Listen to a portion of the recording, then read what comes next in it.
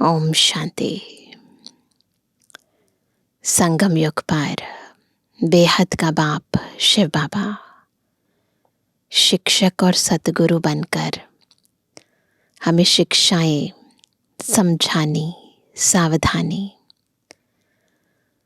सब बातों की परहेज सिखाने के लिए इस सृष्टि पर आते हैं। हमें खबरदार करते हैं कि माया किन किन रूपों में हमारे अंतर की शांति को, अंदर के सुखों को खत्म कर रही है।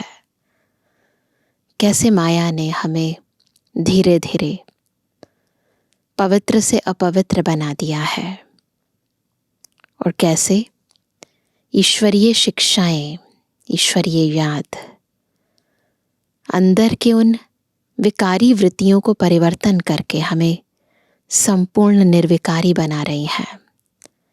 इस बात को समझने का, अनुभव करने का और परिवर्तन होने का ये हीरे तुल्य समय केवल एक बार कल्प में हम सबको देखने को, समझने को और अनुभव करने को मिलता है।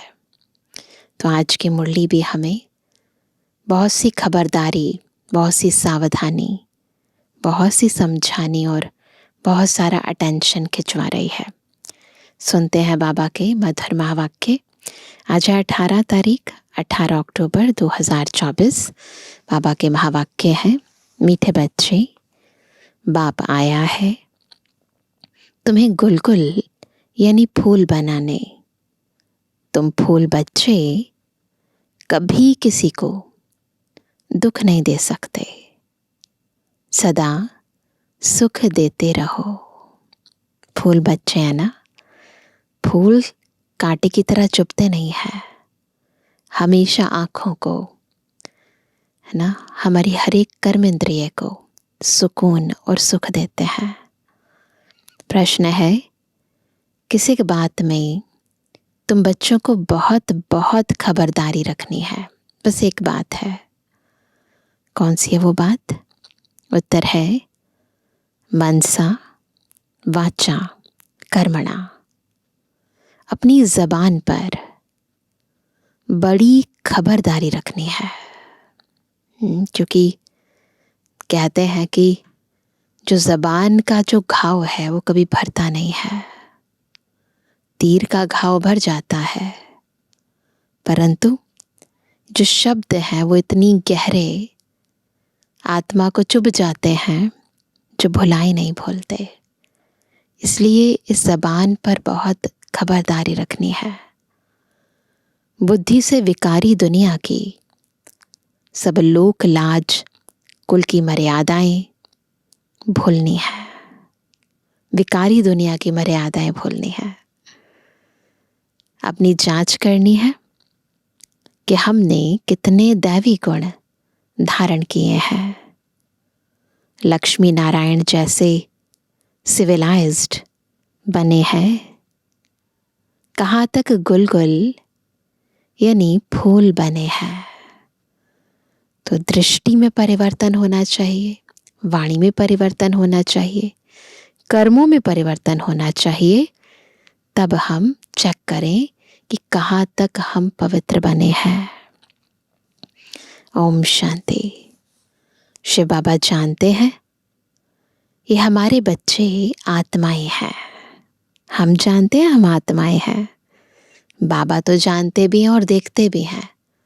हम बच्चे कई बार जानते हैं, परंतु उस रूप से अपने आप को समझ कर बैठते नहीं हैं। तुम बच्चों को आत्मा समझ, शरीर को भूल, शिव बाबा को याद करना है। जब आत्मा समझना है उस समय शरीर याद नहीं होना चाहिए। कई बार दोनों चीज़ें याद होती हैं। आत्मिक स्मृति रहती है, परंतु साथ साथ पैरेलली बॉडी कॉन्शियसनेस भी रहती है। तो ऐसे में भी बाबा की याद आती नहीं है, क्योंकि अंदर युद्ध चलती रहती है। शिव बाबा कहते हैं, मैं तुम बच्चों को पढ़ाता हूँ। शिव बाबा भी निराकार है, तुम आत्माएं भी निराकार हो। यहाँ आकर पाठ बजाते हो, बाप भी आकर पाठ बजाते हैं। यह भी तुम जानते हो, ड्रामा प्लान अनुसार बाप हमको आकर गुलगुल बनाते हैं। तो सब अवगुणों को छोड़ गुणवान बनना चाहिए। जिस चीज को बनाने खुद भगवान सृष्टि पर आए, तो वो तो सबसे पहले करना चाहिए ना। जब खुद भगवान हमें देवता बनाने आए हैं, तो दिव्य गुण धारण करने चाहिए ना। गुणवान कभी किसको दुख नहीं देते, सुना अनसुना नहीं करते। तो चेक करो, हैं हम गुणवान? दुख तो नहीं देते, सुना अनसुना तो नहीं करते। कोई दुखी है तो उसका दुख दूर करते हैं। ये निशानी है उन आत्माओं की जिन्होंने गुण धारण किए हैं। अगर गुणवान बने हैं, बाबा की याद से अपने अवगुणों को खत्म किया है, तो एक तो दूसरे को तो दुख देंगे नहीं, परंतु दुख दूर करेंगे। बाप भी आते हैं तो सारी दुनिया के दुख जरूर दूर होने हैं।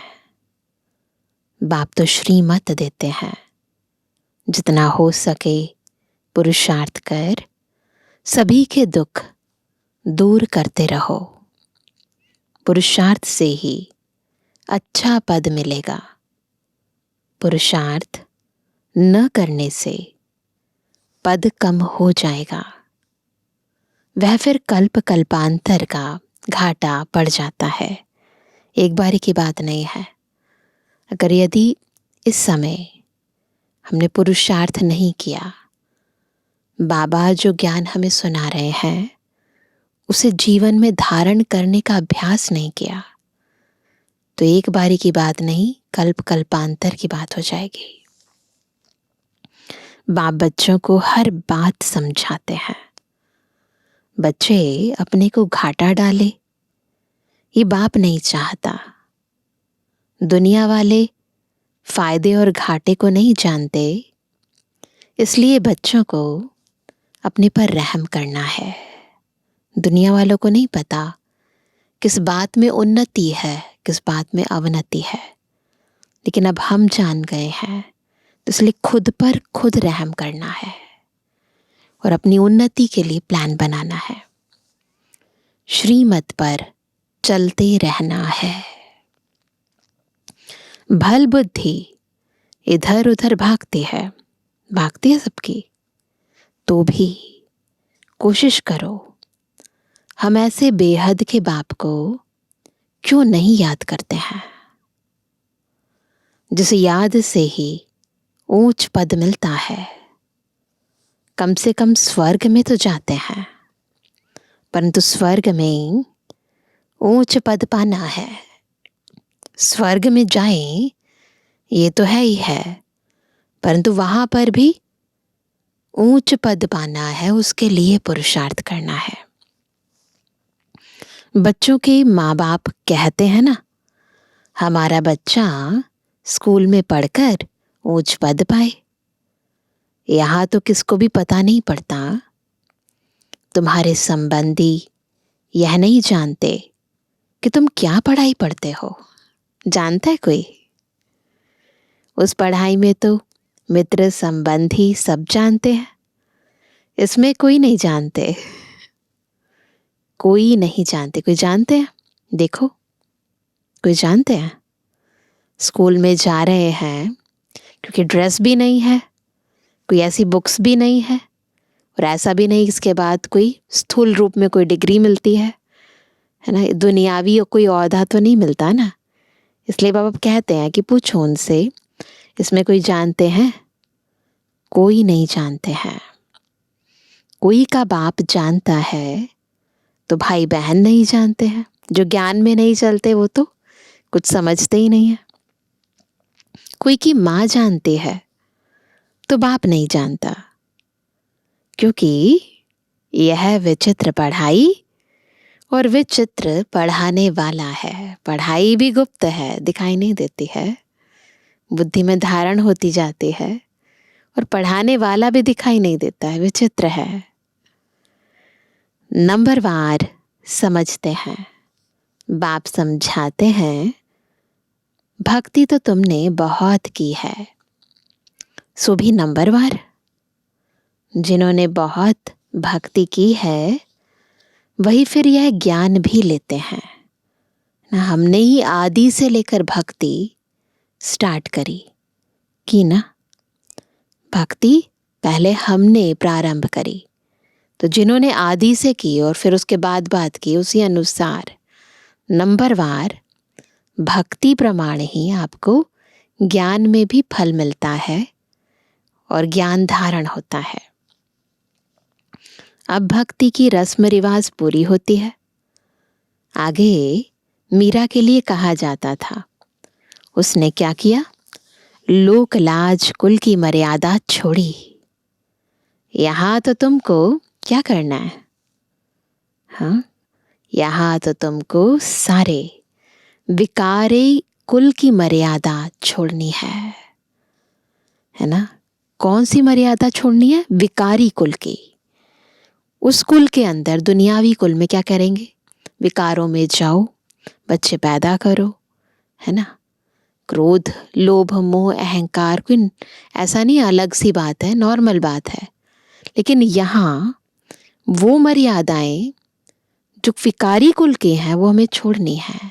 संपूर्ण निर्विकारी बनना है, संपूर्ण पवित्र बनना है। न क्रोध, न लोभ, न मोह, न अहंकार, और काम तो है ही नहीं।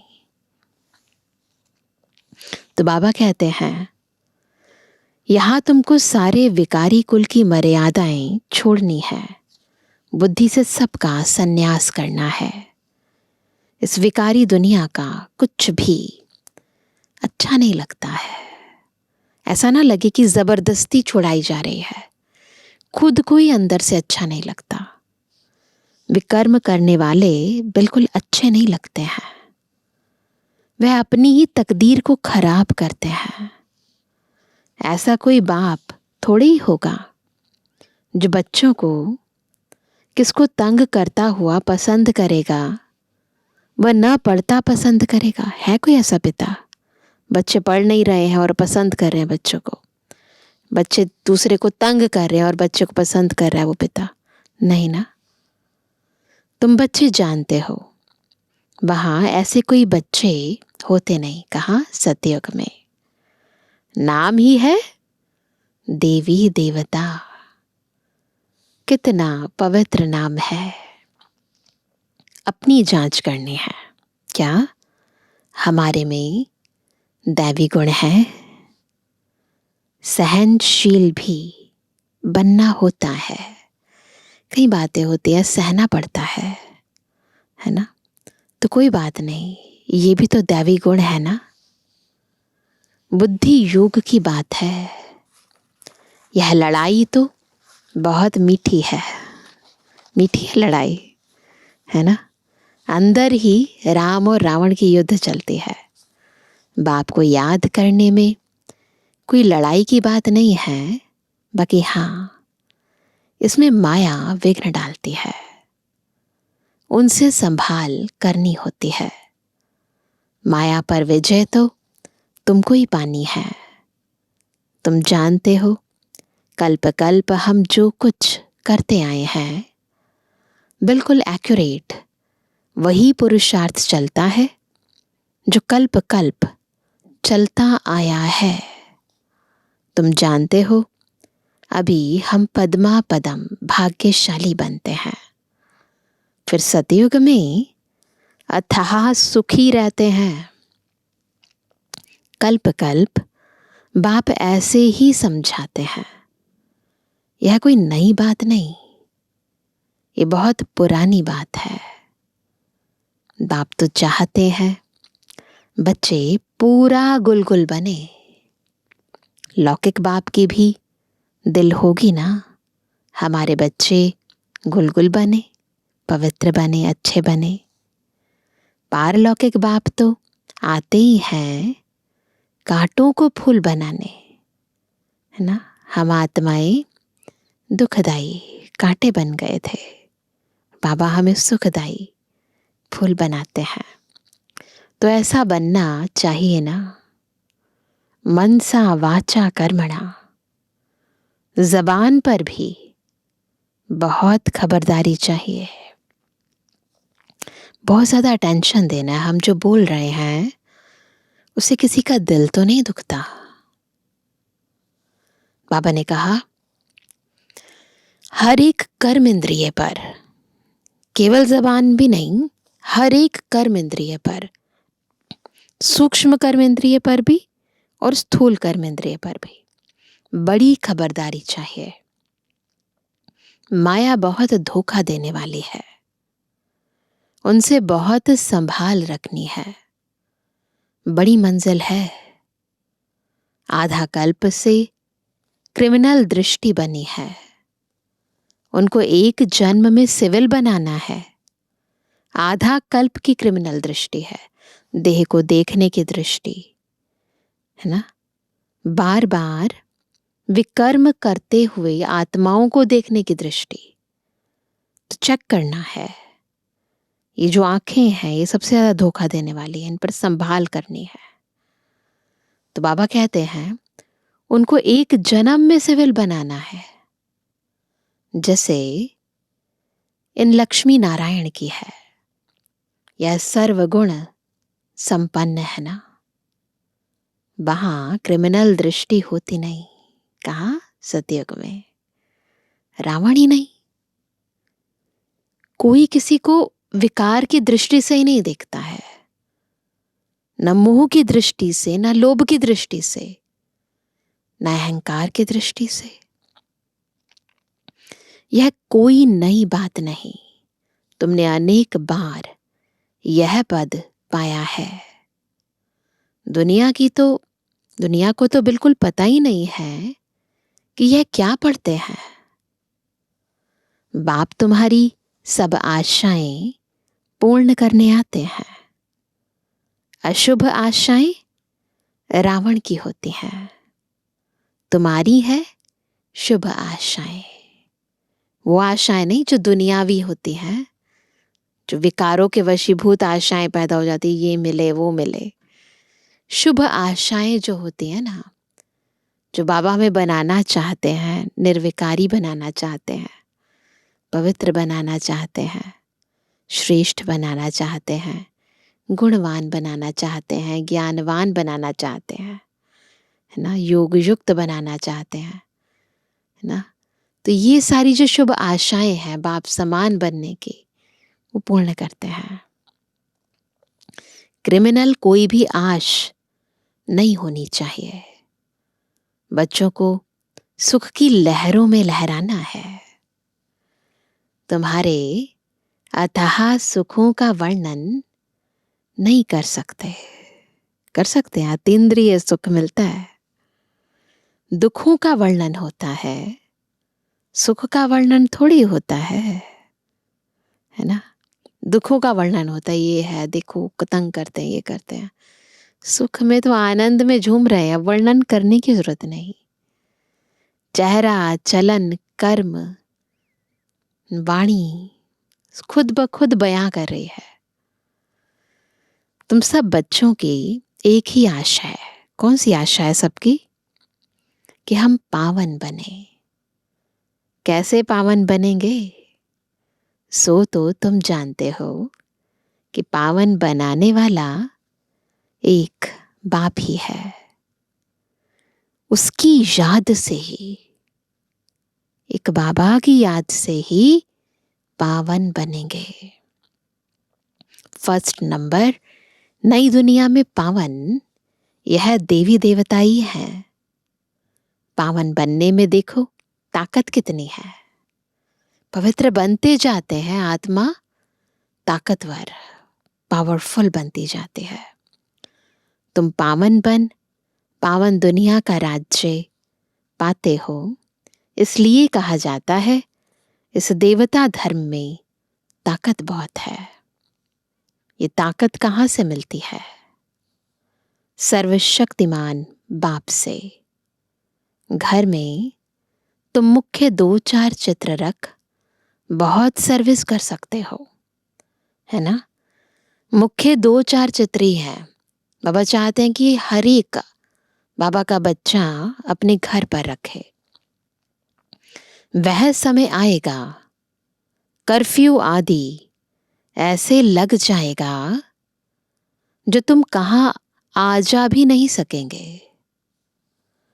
तुम हो ब्राह्मण, सच्ची गीता सुनाने वाले। नॉलेज तो बहुत सहज है, जिनके घर वाले सब आते हैं, शांति लगी पड़ी है, उन्हों के लिए तो बहुत सहज है। 2-4 मुख्य चित्र घर में रखे हो। कौन से हैं वो 2-4 चित्र? यह त्रिमूर्ति, गोला, झाड़ और सीढ़ी का चित्र भी काफी है। उनके लिए गीता का भगवान श्री कृष्ण नहीं, यह भी चित्र अच्छा है। कितना सहज है। इनमें कोई पैसा खर्च नहीं होता। चित्र तो रखे हैं, चित्रों को देखने से ही ज्ञान स्मृति में आता रहेगा। कोठरी बनी पड़ी हो, छोटा सा एक रूम, और उसके अंदर चित्र रखे हों, उसमें भल तुम सो भी जाओ। अगर श्रीमत पर चलते रहो तो तुम बहुतों का कल्याण कर सकते हो। बाबा की श्रीमत पर चलो, फिर बहुतों का कल्याण कर सकते हो। कल्याण करते भी होंगे, फिर भी बाप रिमाइंड कराते हैं, ऐसे ऐसे तुम कर सकते हो। ठाकुर जी की मूर्ति रखते हैं ना, जो लोग श्री कृष्ण की आराधना करते हैं तो उनकी मूर्ति छोटे से कमरे में जाकर रख देते हैं। इसमें तो फिर है समझाने की बातें। जन्म जन्मांतर तुम भक्ति मार्ग में मंदिरों में भटकते रहते हो, परंतु यह पता नहीं है कि यह कौन है। मंदिरों में देवियों की पूजा करते हैं, उनको ही फिर पानी में जाकर डुबोते हैं। कितना अज्ञान है। इतना बनाते हैं, साज सज्जा करते हैं और फिर डुबो देते हैं। पूज्य की पूजा कर फिर उनको उठाकर समुद्र में डाल देते हैं, है ना। ऐसे ही करते हैं ना, देवियों की करते हैं, फिर गणेश जी की भी करते हैं। गणेश को, माँ को, सरस्वती को भी डुबोते हैं। बाप बैठ बच्चों को कल्प कल्प यह बातें समझाते हैं, रियलाइज कराते हैं, तुम यह क्या कर रहे हो। बच्चों को तो नफरत आनी चाहिए। हम जो कर रहे थे, टाइम, एनर्जी, धन, सब कुछ बर्बाद। जबकि बाप इतना समझाते हैं, मीठे मीठे बच्चों तुम यह क्या करते हो। इनको कहते ही हैं विषय वैतरणी नदी।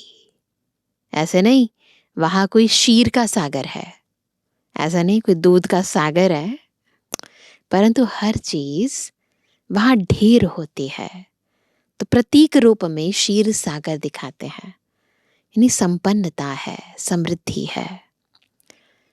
कोई चीज पर पैसे नहीं लगते, पैसे तो वहां होते ही नहीं है।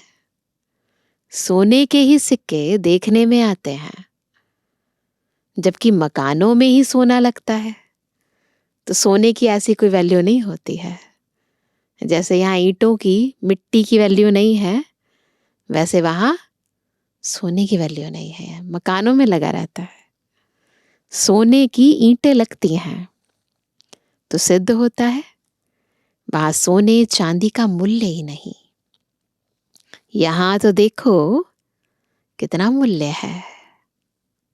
तुम जानते हो, एक एक बात में, एक एक बात में जो जो बाबा में बता रहे हैं, स्वर्ग की बातें, एक एक बात में वंडर है। मनुष्य तो मनुष्य ही है, यह देवता भी मनुष्य है, परंतु इनका नाम देवता है। इन्हों के आगे मनुष्य अपनी गंदगी जाहिर करते हैं। मंदिरों में जाते हैं ना, तो देवी देवताओं के गुणों का वर्णन करते हैं, गुणगान करते हैं, महिमा करते हैं, और अपने अवगुणों की महिमा करते हैं। तो क्या कहते हैं? अपनी गंदगी जाहिर करते हैं। हम पापी, नीच हैं, हमारे में कोई गुण नहीं है। तुम बच्चों की बुद्धि में एम ऑब्जेक्ट है। हम यह मनुष्य से देवता बनते हैं। देवताओं में दैवी गुण है, यह तो समझते हैं, मंदिरों में जाते हैं, परंतु यह नहीं समझते कि यह भी मनुष्य ही है। हम भी मनुष्य हैं, परंतु अंतर क्या है? यह दैवी गुण वाले हैं और हम आसुरी गुणों वाले हैं। अभी तुम्हारी बुद्धि में आता है हम कितने नालायक थे। आता है हम कितने नालायक थे। इन्हों के आगे जाकर गाते थे आप सर्वगुण संपन्न। अभी बाप समझाते हैं यह तो पास्ट होकर गए हैं। इनमें दैवी गुण थे, अथाह सुख थे, वही फिर अथाह दुखी बने हैं। ये बात हमें पता ही नहीं थी। हम सोचते थे वो तो सदा ही ऐसे हैं। बाबा आकर बताते हैं कि वो ऐसे थे, लेकिन अभी जन्म पुनर्जन्म में आते आते ये भी अथाह दुखी बन गए हैं। इस समय सभी में 5 विकारों की प्रवेशता है, सभी में, वो सभी आत्माओं में। अभी तुम विचार करते हो कैसे हम ऊपर से सीढ़ी का चित्र समझेंगे। ऊपर से गिरते गिरते एकदम पट पर आकर पड़े हैं न। स्वर्ग और नर्क, ऊपर और नीचे। भारतवासी कितने साहूकार थे। अभी तो देखो कर्जा उठाते रहते हैं, लोन लेते हैं ना।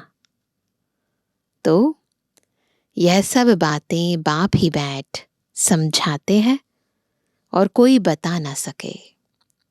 ऋषि मुनि भी नेति नेति कहते थे, हम नहीं जानते, अर्थात हम नहीं जानते। अभी तुम समझते हो, वह तो सच कहते थे।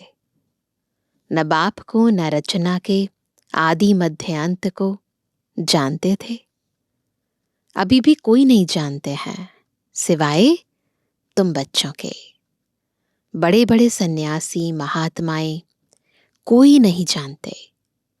वास्तव में महान आत्मा तो यह लक्ष्मी नारायण है ना, क्योंकि जिनका जन्म पवित्रता से होता है वही महान है, एवर प्योर है। यह भी नहीं जानते थे तो और कोई कैसे जान सकते। कितनी सिंपल बातें बाप समझाते हैं, परंतु कई बच्चे भूल जाते हैं। कई अच्छी रीति गुण धारण करते हैं तो मीठे लगते हैं। जितना बच्चों में मीठा गुण देखते हैं तो दिल खुश होती है। देखते हैं ना बाबा बच्चे कितने स्वीट हैं, तो बाबा भी खुश होते हैं। कोई तो नाम बदनाम कर देते हैं, यहां तो फिर बाप, टीचर, सतगुरु है, तीनों की निंदा कराते हैं। तो सोचो कितना बोझ चढ़ता है। सत बाप, सत टीचर और सतगुरु की निंदा कराने से फिर ट्रिपल दंड पड़ जाता है। एक नहीं, ट्रिपल, इकट्ठे, तिगुना दंड। परंतु कई बच्चों में कुछ भी समझ नहीं है। बाप समझाते हैं ऐसे भी होंगे जरूर। माया भी कोई कम नहीं है, आधा कल्प पाप आत्मा बनाती है, तो जितना हम आधा कल्प पुण्य आत्मा बनते हैं उतना ही माया भी पापात्मा बनाती है, तो वो भी कम नहीं है। बाप फिर आधा कल्प के लिए पुण्य आत्मा बनाते हैं, वह भी नंबरवार बनते हैं। बनाने वाले भी दो हैं, कौन? राम और रावण। राम को परमात्मा कहते हैं, राम राम कह फिर पिछाड़ी में शिव को नमस्कार करते हैं। वही परमात्मा है। परमात्मा के नाम गिनते हैं। तुमको तो गिनती की दरकार नहीं, जरूरत है गिनती की। ये लक्ष्मी नारायण पवित्र थे ना, इन्हों की दुनिया थी जो पास्ट हो गई है, उसको स्वर्ग नई दुनिया कहा जाता है।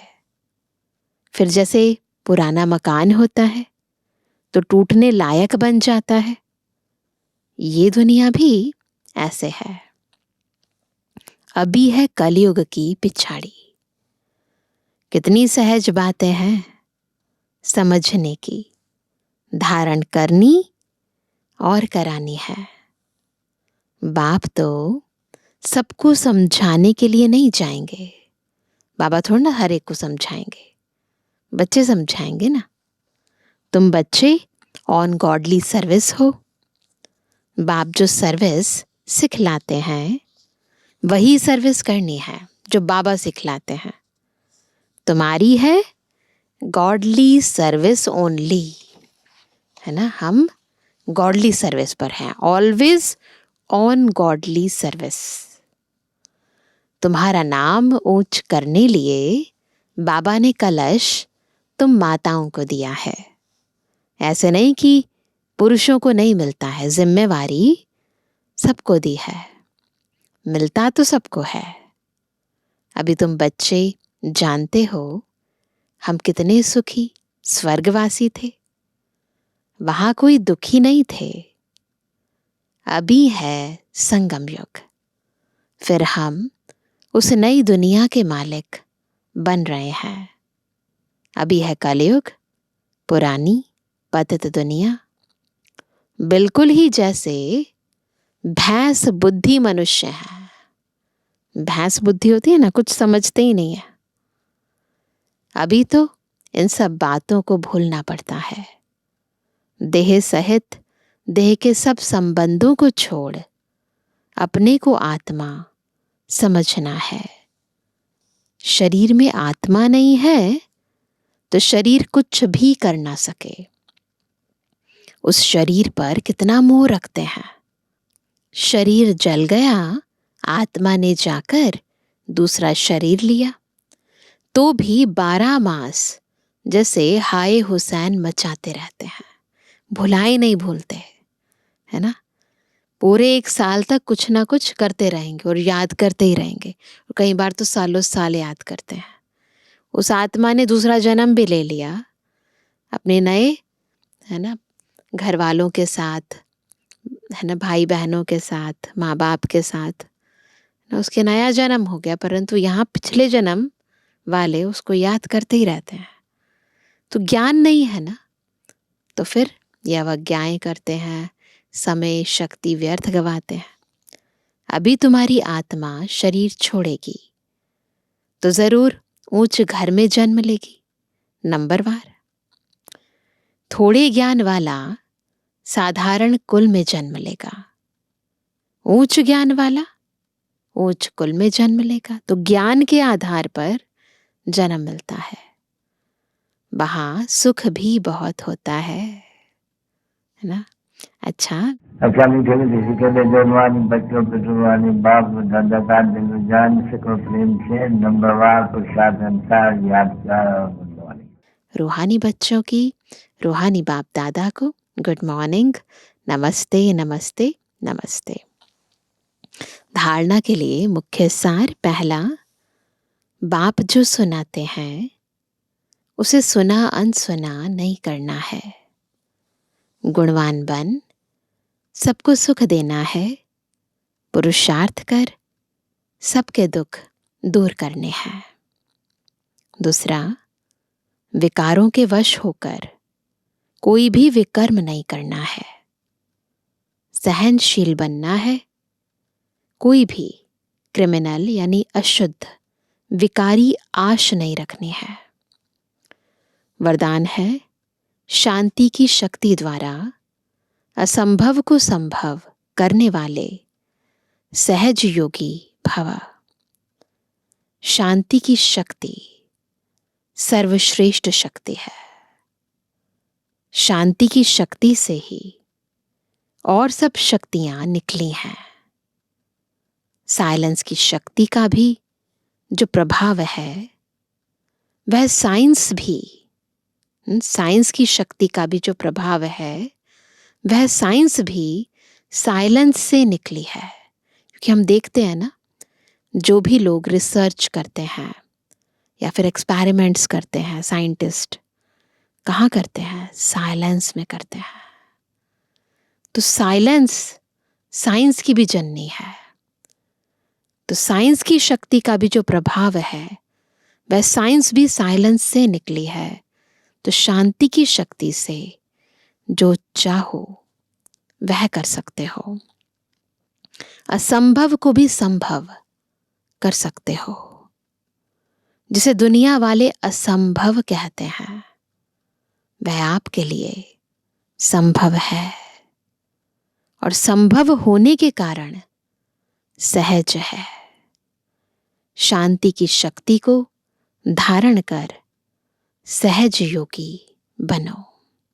तो बहुत गहरे ना शांति की गुफा में चले जाओ, अंतर्मुखता की गुफा में चले जाओ, और फिर देखो ऐसे अनुभव होंगे, परमात्मा अनुभव जो आत्मा को ऊंचा उठा देंगे। स्लोगन है, वाणी द्वारा सबको सुख और शांति दो, तो गायन योग्य बनेंगे। कैसे बनेंगे गायन योग्य? जब वाणी द्वारा सबको सुख और शांति देंगे। सुनते हैं आज का अव्यक्त इशारा।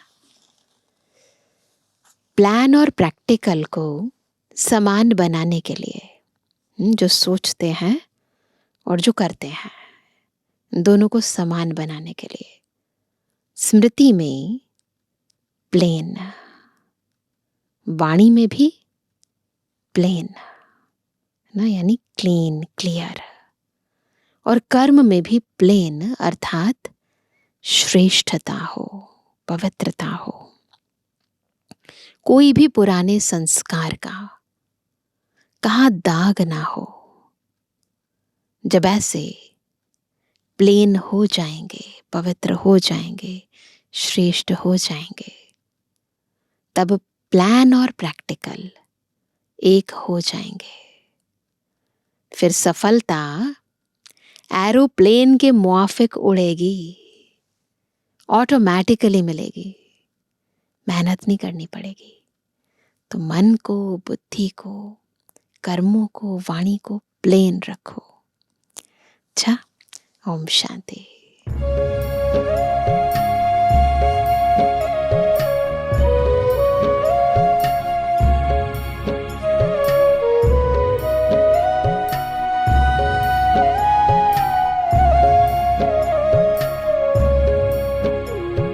शिव बाबा को याद कर, जी भर उसको प्यार कर, सांसों को आबाद कर ले मेरे मना। शिव बाबा को याद कर, जी भर उसको प्यार कर, सांसों को आबाद कर ले मेरे मना।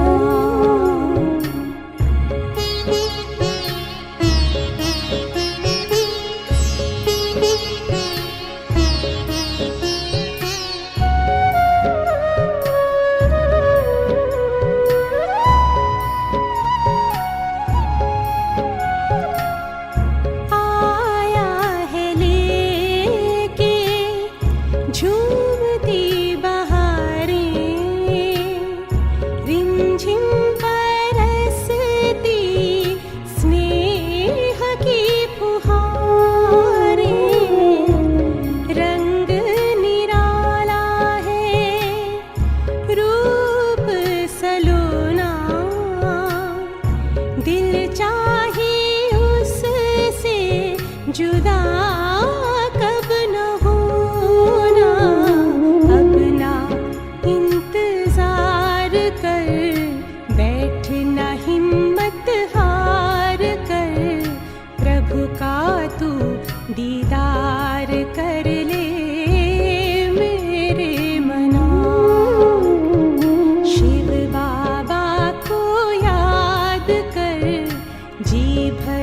उसको प्यार कर, सांसों को आबाद कर ले मेरे मना।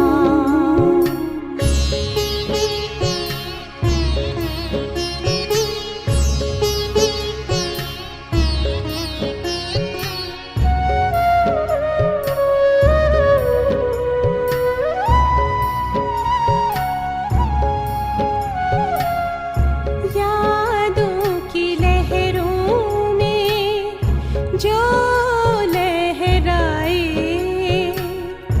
एक अलौकिक सुख वो पाए।